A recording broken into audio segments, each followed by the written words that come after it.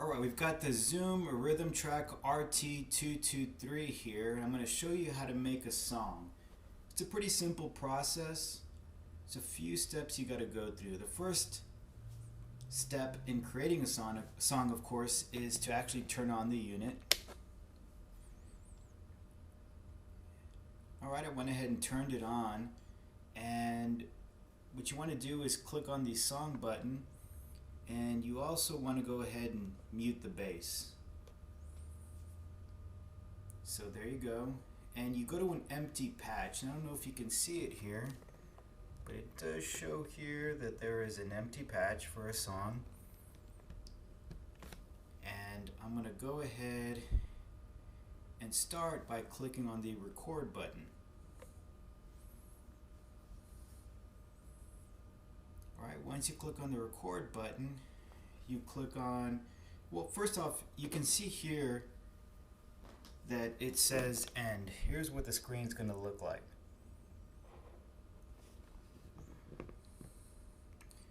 And then you're going to insert a particular pattern. And whenever you insert a pattern, whatever measure you're on is going to be pushed forward. So for example, if I put in a pattern that has two measures, the end measure will then be the third measure in the whole scheme. So it'll be 1, 2, 3, 3 being the end. And I'll show you here. So I click on insert, and I go and find a pattern that I want to insert. One of the downsides of this particular unit is that I can't just go and type in, say, a 2-digit number or 3-digit number to the patch that I want to insert.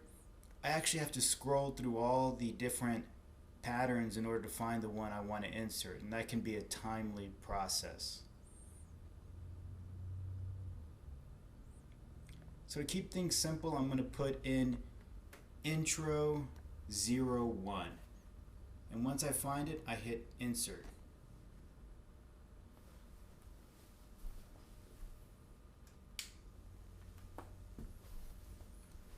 So for now, let's just go ahead and exit, and I'm going to show you what the song sounds like so far. It's not much. That's it.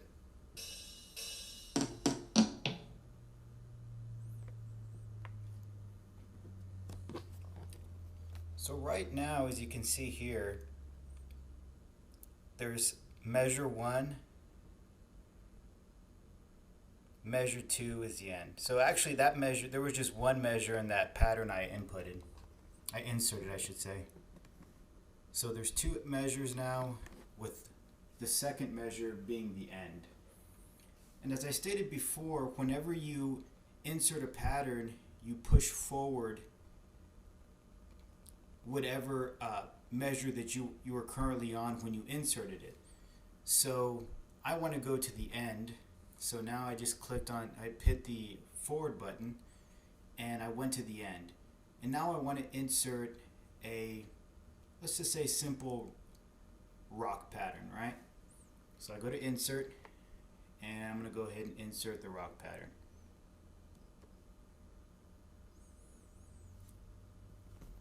So now the end is at the 6th measure, since the rock pattern I entered had 4 measures.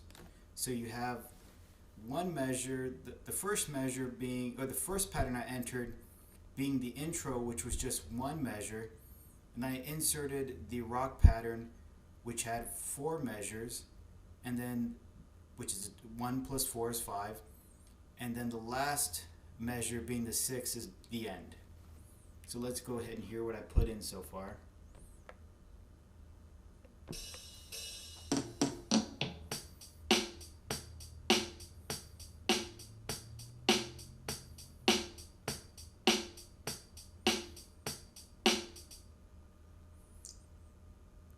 Alright, that's it. It's a pretty short song so far. And next I'm going to go ahead and enter in a hard rock pattern. So I hit record again, and I go ahead and go to the very end, and now I'm going to insert, this time hard rock, and that has 4 measures in it. So now we got an intro with 1 measure, we've got the rock pattern with 4 measures for a total of 5. Next we inserted a hard rock pattern which has 4 measures also, which for now a total of 9, 5 plus 4. And then we've got the end, which is 1 measure, so for a total of 10 measures now. So let's go ahead and hear the song now.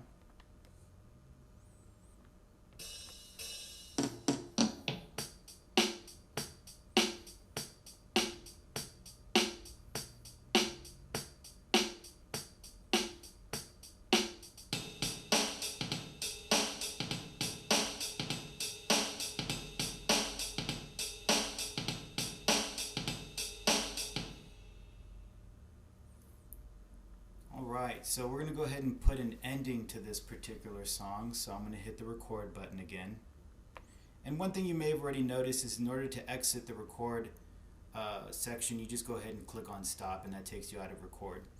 So now I want to go to the very end of the song, and I'm going to go ahead and insert an ending. And this ending that I'm going to insert, once again pushes the ending forward. So whatever particular measure that you're on, it pushes it forward. And the reason why I'm harping on this and being annoying about this is that later on when you want to go and edit, you're going to need to understand this concept.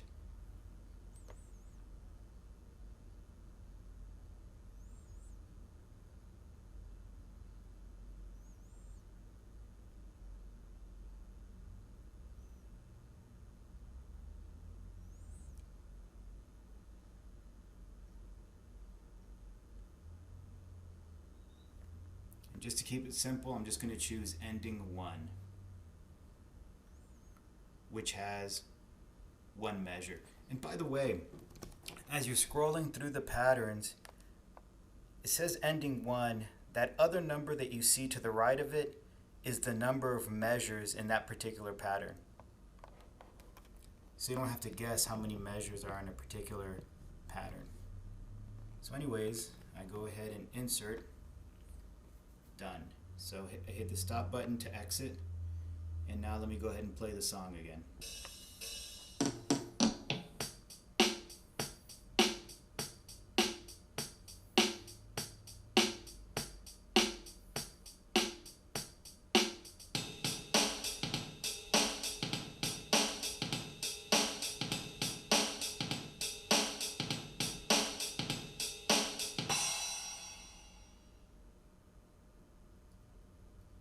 Right, that's all that there is to it to create a song. Now I just use existing patterns.